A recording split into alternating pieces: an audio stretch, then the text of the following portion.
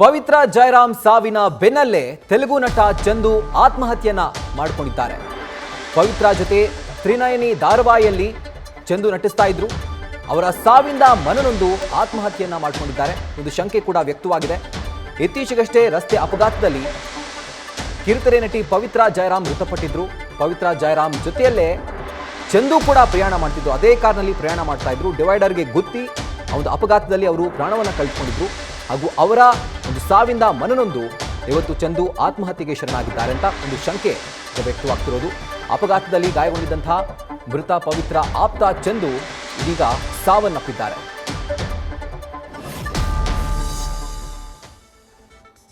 ಕಳೆದ ಕೆಲ ದಿನಗಳ ಹಿಂದೆಯಷ್ಟೇ ಕಿರುತೆರೆ ನಟಿ ಪವಿತ್ರ ಜಯರಾಮ್ ಒಂದು ಭೀಕರ ರಸ್ತೆ ಅಪಘಾತದಲ್ಲಿ ಅಂದರೆ ಅವರು ಪ್ರಯಾಣ ಮಾಡ್ತಿದ್ದಂತಹ ಕಾರು ಡಿವೈಡರ್ಗೆ ಗುದ್ದಿ ಅವರು ಸಾವನ್ನಪ್ಪಿದ್ರು ಅಪಘಾತದಲ್ಲಿ.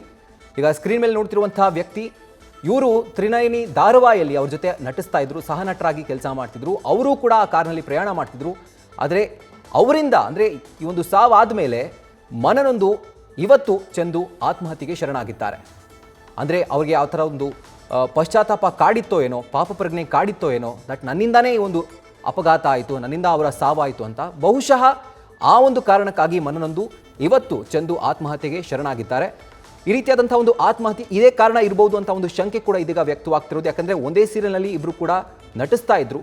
ಹಾಗಾಗಿ ಈ ಒಂದು ಘಟನೆ ಆದಮೇಲೆ ಅಂದರೆ ಅಪಘಾತದ ಒಂದು ದುರ್ಘಟನೆ ಆದಮೇಲೆ ಮನನೊಂದು ಚಂದು ಇವತ್ತು ಆತ್ಮಹತ್ಯೆಗೆ ಶರಣಾಗಿದ್ದಾರೆ. ಇದು ಇನ್ನೂ ಅತ್ಯಂತ ದುರ್ದೈವದ ಸಂಗತಿ ಇದು. ಯಾಕಂದರೆ ಒಂದು ಸ್ನೇಹಿತೆಯನ್ನು ಕಳೆದುಕೊಂಡು ಆ ಒಂದು ಬಳಗ ಏನಿತ್ತು, ಈಗ ಮತ್ತೊಬ್ಬ ಸ್ನೇಹಿತನನ್ನು ಕೂಡ ಈಗ ಕಳ್ಕೊಂಡಿದ್ದಾರೆ. ತೆಲುಗು ನಟ ಚಂದು ಪವಿತ್ರ ಜಯರಾಮ್ ಅವರ ಒಂದು ಅಪಘಾತದಲ್ಲಿ ಮೃತಪಟ್ಟಂತಹ ಒಂದು ದುರ್ಘಟನೆ ಏನಿತ್ತು ಅದರಿಂದ ಮನನೊಂದು ಇವತ್ತು ಚಂದು ಆತ್ಮಹತ್ಯೆಗೆ ಶರಣಾಗಿದ್ದಾರೆ.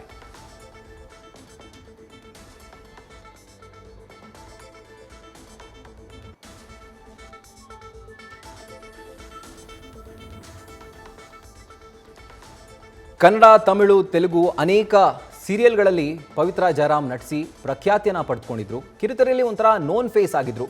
ಸೊ ಅವರು